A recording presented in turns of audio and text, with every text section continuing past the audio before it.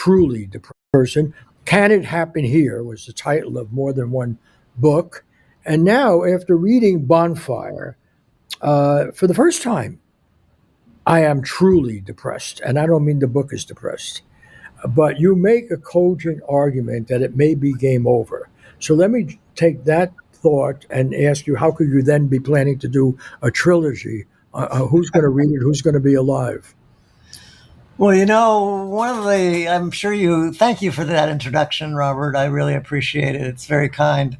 Um, and, one of the contradictions I think you and I share is the idea that contradiction itself drives history. So the idea that we're in a very grim, potentially end moment, we've been in that period actually for some time. It's taken a new form now, but it's not incompatible with the idea that new forms of resistance and struggle are going to bring about new times that are much more hopeful. And so this book is, I mean, the way I think about it, I've been talking about it to podcasters and media.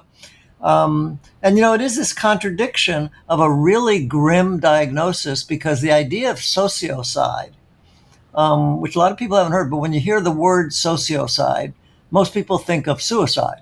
And that's not what I'm talking about, because I'm not talking about individual suicide, although it's a kind of outcome of sociocide in part.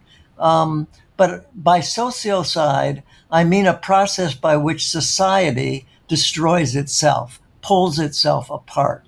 And so this book is arguing that, even long before Trump, we were on a trajectory of sociocide. I had written a book, I don't know if you saw it, Robert, called Sociopathic Society about 10 years ago. And that argued that you could have a sociopathic society was one in which the society breeds antisocial dominant values and institutions.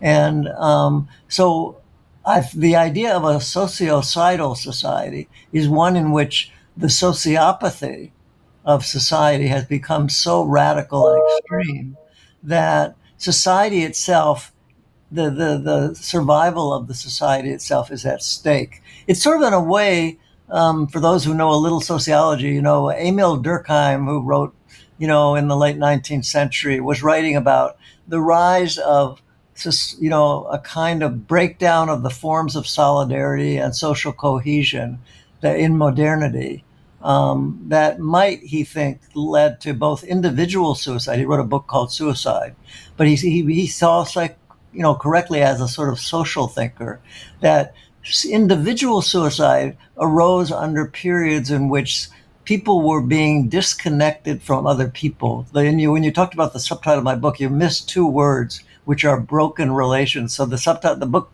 is called Bonfire: American Sociocide, Broken Relations, and the Quest for Democracy.